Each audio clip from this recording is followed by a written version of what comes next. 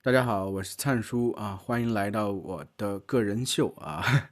今天和大家继续聊一下一个大家很关心的问题吧，很多朋友特别想了解啊，中国人是如何看待香港的啊？其实对于我们生活在中国大陆的中国人而言啊，香港是一个挺奇怪的这么一个地方啊，因为它好像和我们很亲近，又好像特别疏远啊。为什么这么说呢？因为在1997年，香港已经回归中国了，对不对？但是呢，它好像又没有彻底回归的感觉。就首先体现在这个香港民众的这个心态上，他们并不是特别认同自己是中国人啊，很大一部分人好像不认同自己是中国人，明面上可能会觉得自己是中国人，但更认同的是我是香港人。香港对他们而言是一个特别独立的存在啊，他们好像在心理上希望和中国大陆有一定的切割啊，这个我觉得是很奇怪的地方啊。当然，另外一个很奇怪的地方就是，作为中国大陆的民众，假如想去香港旅游等等的话，我们需要办这个港澳通行证啊，就是没法像我们在中国大陆随便的走，随便去哪儿走就走了。走就完了，坐个车就去了，对不对？而且呢，香港这个整个地方的这个状态啊，和中国大陆确实差异很大啊。它好像就是和中国大陆是完全不一样的这么一个地方啊。这个状态为什么会保持这个样子呢？其实我觉得这和国家的政策应该是有很大的关系的啊。这个点我们一会儿再说啊。就是通过我个人的观察，我先聊一下啊。我其实去过香港2次啊。其实是挺早之前了，一次呢好像是我当时度蜜月的时候，反正2次呢都是途经香港啊。一开始的时候，香港在我们中国人的心里肯定是一个繁华之地，对不对？特别是通过这个香港电影啊等等啊看的话，再对比我们年轻时候中国大陆的状态，会觉得香港特别的富裕，特别的繁华，是一个国际大都市啊。但是在我当时第一次去的时候，已经是十几年前了。那个时候其实有些状态就让我已经有些吃惊了啊！我觉得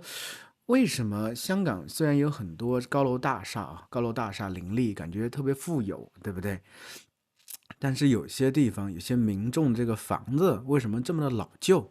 破损啊？当然，一方面你会觉得，诶，好像他们的虽然街道挺狭窄的，对，有些房子挺老旧的，但是胜在干净吧，啊，整齐等等啊，但是难免会让人有这种破败的感觉。衰落的感觉啊，因为中国大陆就是彼时中国大陆的话，正在日新月异的发展啊，城市建设突飞猛进啊，日新月异啊，真的，你1年之前离开一个地方啊，1年之后再回来的时候，会发现完全不是一个这个样子啊，已经大变样了啊，这个其实是我们体会特别深的。但是香港好像，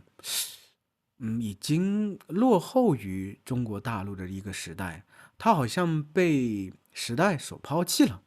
当下我是有这种感觉。另外一种感觉，其实我是通过和这个澳门的这个对比做一定的印证吧。因为今年年前过年前吧，我去了一趟澳门啊，是带着家人去的。我觉得澳门给我的感觉和香港特别特别像啊，就是有些地方特别繁华，那高楼林立的啊，有些这个纸醉金迷的资本主义世界的这种感觉，对不对？而且消费特别特别贵。但是你到老城区之后，你会发现那些街道还是很狭窄啊，房子特别老旧啊。我看到很多老年人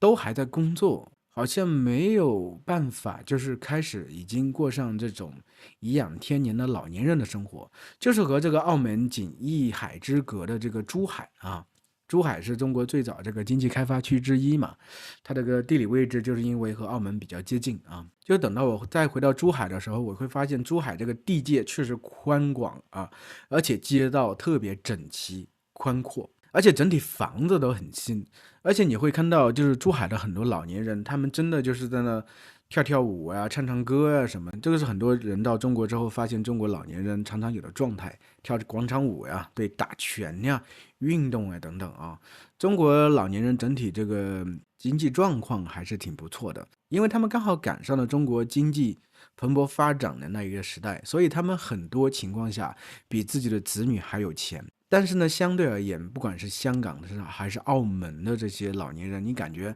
除了那些特别有钱的人之外啊，普通民众你感觉他们的生活水平并不高啊。而且呢，最近我还看到一些新闻，就是每逢周末的时候呀，就有非常多这个香港人到大陆的，不管是深圳啊，因为高铁通了嘛，也很方便，会去深圳、去长沙等等地啊，去干什么呢？去过周末啊。而且过周末的话，就去消费，因为相对而言，就是大陆的消费水平比这个香港还是以及澳门都是便宜不少的。就是你以同样的钱，你可以在大陆过上非常好的生活，吃上非常好吃的东西，就是住上非常好的酒店。当时过年的时候，那个时候我们住珠海，就是选择酒店的时候也发现了，就是马上就要过周末的时候啊，就是听那个服务员和我们说，就是很多澳门人都会到这个珠海来过这个周末，而且他们选的酒店都是比较好的酒店，因为对他们而言，他们虽然在澳门赚的钱可能在澳门当地并不是特别金花啊，并不算特别多，但是一旦到中国大陆，他们就会发现这些钱特别值钱啊。这个其实也是有一些东西调整了个啊，就是在可能十几年前呢。很多大陆人都跑去香港去买东西啊，代购啊等等，因为那个时候觉得香港的东西品质比较好啊，虽然可能贵一点，但品质很好。但现在已经反过来了，就是很多香港人都到内地去买各种吃的、各种纪念品啊等等啊，各种这些产品啊、食物啊等等啊。所以其实我觉得中国有一句话叫“30年河东，30年河西”，很多东西是不一定的。香港的衰落是我们肉眼可见的，就是说以前香港电影如此繁华，电影为什么能如此繁华呢？其实整个电影它是属于娱乐界的，对不对？整个娱乐界、娱乐产业为什么如此发达，和当时香港的经济蓬勃发展有非常大的关系。后来香港这个经济一落千丈之后，娱乐产业也一落千丈了，所有的好演员、好导演都北上了，就到中国大陆去赚钱去了啊！所以现在感觉整体香港这方面经济文化方面还是有点萧条的感觉。当然，另外一方面啊，就是我在上面没有细说的地方，为什么就是我们中国大陆人到香港去还要办这个港澳通行证啊？香港为什么是一个特别奇怪的存在？虽然在1997年已经回归中国大陆了，但是呢，它好像又没回归一样。它的很多方面和中国是很不一样的。当然，首先是邓小平提出的一国两制啊，但是香港人可能是因为享受太多的特权了。就是因为香港本地的这个税收是不用上交中央的，你知道吗？可以本地继续使用，这个优惠太大了吧？你像中国沿海地带这些广东省啊、浙江省啊、江苏省，中国最富裕的这些省份啊，它的财政啊，它的税收是要上缴中央的，因为中央需要进行转移支付，去扶持一些比较穷的省份啊。香港不需要这样做，所以可能是因为这种原因，他们觉得自己是与众不同的吧，我觉得。所以很多香港人不认为自己是中国人，他们更认为自己是香港人，因为香港这个感觉带给他们是一种荣耀的感觉吧，我会这样想啊。但是呢，香港之所以取得如此高的成就，以及现在为什么还保有如此的地位，其实肯定是和中央的政策有很大的关系的。当时呢，我看这个记录，就是说，本来按道理就是解放军要解放香港是非常容易的，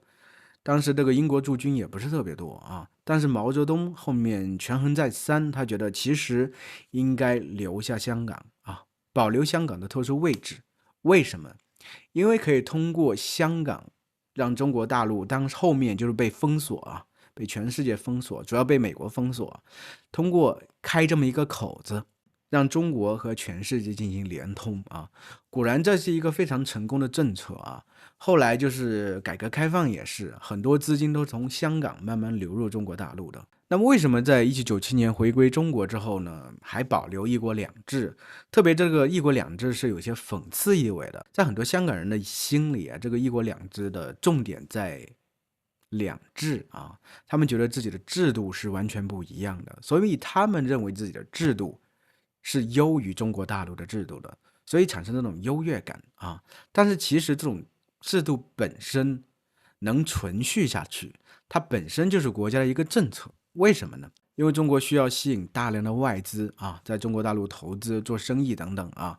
同时呢，香港因为在之前已经变成了一个非常有名的这个世界金融中心，对不对？仅次于纽约、伦敦等等啊。这个时候要在中国大陆重新做起一个金融中心啊，比如说上海是有这么一个潜力，但是重新从零开始这样去做，其实是比较费劲的。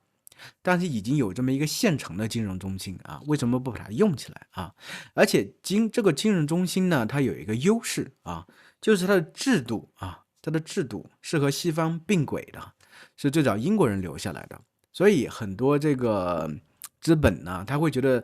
通过香港这个途径啊，在大陆投资会更安全、更放心啊。所以香港现在这个状态是中国政府故意让它存续下来的。但是其实我们也能看到一些比较不是很好的方面啊。虽然香港人很自豪、引以为傲，但是我们发现，就是香港普通民众的生活并不是很好，就普通民众的生活水平并不是很高。而且我们也会看到一些极端的例子啊，有些民众住的房子特别特别小，几十平米的，对不对？一家几口人挤在一块儿啊，那个生活条件确实是特别特别惨的。但是你会发现啊，香港人是贫富差距特别大的这么一个地方，有钱人特别特别有钱，贫困的人又特别特别贫困。而且我觉得这个因为贫困人口多啊，年轻人的工作机会少。因为香港它主要以金融业和服务业为主，它是没有这种制造业的，它所有的制造业都在80、90年代已经转移到中国大陆的沿海地带，所以香港的年轻人其实他的工作机会并不多，除了北上中国大陆之外啊，所以这所有东西，贫富差距的悬殊啊，以及这个年轻人工作机会的惨淡啊，就是没有什么工作机会，这都会导致产生非常强的社会矛盾啊。所以之前这个爆发这个运动，大家也知道，对不对？我们在这里就不细讲了。但它所有东西都是和这个本身社会矛盾有关系，和经济有关系啊。所以这其实就是我对香港的这个了解以及理解啊。我觉得香港这个现状应该会还是持续很长一段时间吧，特别是这个政治制度啊、经济制度等等，以及它的这个不用交税的这些优势等等啊。但是呢，有些东西还是在变的，比如之前那个运动发生之后，对吧？国安法出台之后啊，其实很多不喜欢中国大陆这个状态的这个人都已经移民走了。但是留下的这些香港人呢，我觉得他们内心深处应该是更认同自己是作为中国人的。那么今天咱们就聊到这儿吧，啊，下个星期再见喽。